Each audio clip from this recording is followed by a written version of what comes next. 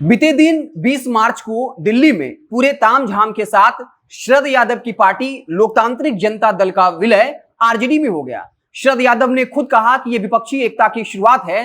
आने वाले वक्त में बीजेपी के खिलाफ जो है एक मजबूत विपक्षी एकता मोर्चा बनाया जाएगा, लेकिन इसको लेकर झोल हो गया है।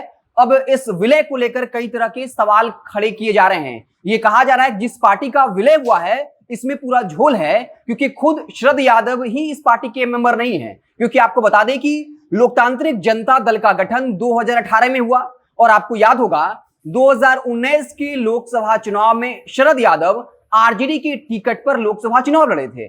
और यह सीधा सा तर्क है कि जब भी कोई लोकसभा चुनाव अगर लड़ता है तो उससे पहले वो उस पार्टी की सदस्यता लेता है। तो फिर आखिर किस आधार पर शरद यादव ने अपनी पार्टी का विलय आरजेडी में करा दिया है? इसके अलावा जिस पार्टी का मेंबर खुद शरद यादव की बेटी नहीं है, आपको याद होगा सुभाषिनी यादव, जो 2020 के विधानसभा चुनाव में कांग्रेस के टिकट पर चुनाव लड़े थे। जिस पार्टी के मेंबर खुद शरद यादव नहीं है, उनके बच्चे नहीं हैं, तो फिर आखिर किस आधार पर यह कह दिया गया कि एक पार्टी का विलय जो है वो आरजेडी में कर दिया गया है और बीजेपी के खिलाफ एक मजबूत विपक्ष जो है वो तैयार हो रहा है?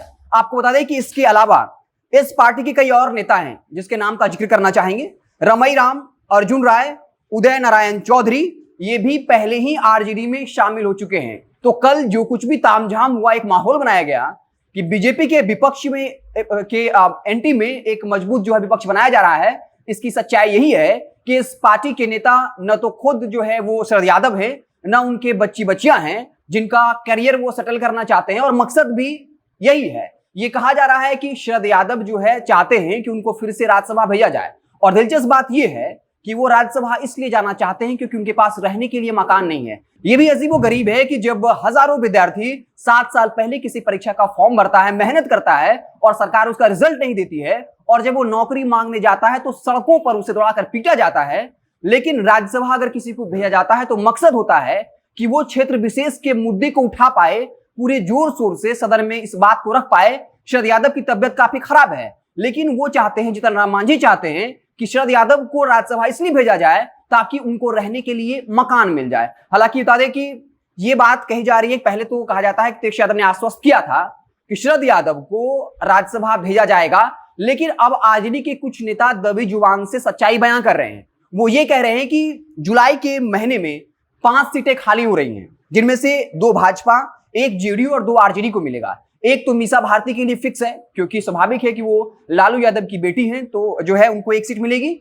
और एक और जो सीट बची है उसमें किसी भी यादव को आरजेडी नहीं भेज सकती है। अगर ऐसा करेगी तो फिर एक खास समाज को फेवर देने का आरोप लगेगा, जो आरोप लगातार आरजेडी नीतीश कुमार पर लगाती है और कहती है कि ये बिहार को जो है वो कुर्मिस्तान बना रहे हैं। तो साफ तौर पे आरजेडी के नेता जो है दबी जुबान से इस बात से मुकर रहे हैं कि शरद यादव को राज्यसभा भेजा जाएगा। तब अब यह सवाल उठ रहा है कि क्या शरद यादव ने अपने बेटा और बेटी को सेटल करने के लिए, ताकि आरजेडी से उनको टिकट मिले, इसलिए उन्होंने अपने पार्टी का विलय करा दिया। हालांकि इसको लेकर जो है विवाद गहरा गया है। अब इसका जवाब तो आरजेडी खुद देगी कि जिस पार्टी का मेंबर खुद शरद यादव नहीं है, उनकी बेटी नहीं है, और जो नेता कहे जाते हैं कि उस दल के हैं वो पहले से आरजेडी में शामिल हो गए हैं, तो किस आधार पर इतना तामझाम किया गया और ये दिखाने की कोशिश की गई कि एक बड़ी पार्टी का विलय जो है आरजेडी में हो गया है और इसका काफी फायदा आरजेडी को मिलने वाला है। हालांकि ये सच बात है कि जो भी उस पार्टी के नेता हैं वो पहले से ही आरजेडी में शामिल हो चुके हैं। आपको बता दें कि शरद यादव कभी राष्ट्रीय राजनीति में परचम लहराया करते थे और लालू यादव बिहार कैंप के नेता हुआ करते थे, लेकिन अब वक्त जो है वो बिल्कुल बदल चुका है। कहा जाता है कि 2017 में जब नीतीश कुमार महागठबंधन से अलग हुए थे, तब शरद यादव ने नीतीश कुमार के साथ जाने से मना कर दिया था, और उसके बाद नीतीश कुमार ने शरद यादव की राज्यसभा की सदस्यता जो है वो खत्म कर दी थी।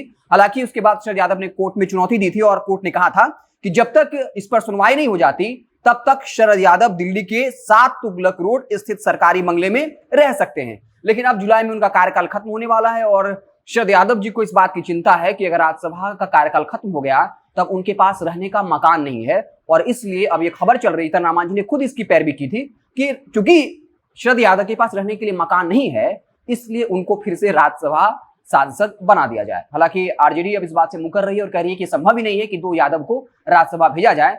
लेकिन अब देखने वाली बात होगी कि आगे क्या कुछ होता है। आप देखते रहे जनता जंक्शन, जैसे ही कुछ और नया पॉलिटिकल डेवलपमेंट होगा, कुछ नई सियासी बयानबाजियां होंगी तो मुझसे आपको लगातार अपडेट करते रहेंगे। बहुत बहुत धन्यवाद।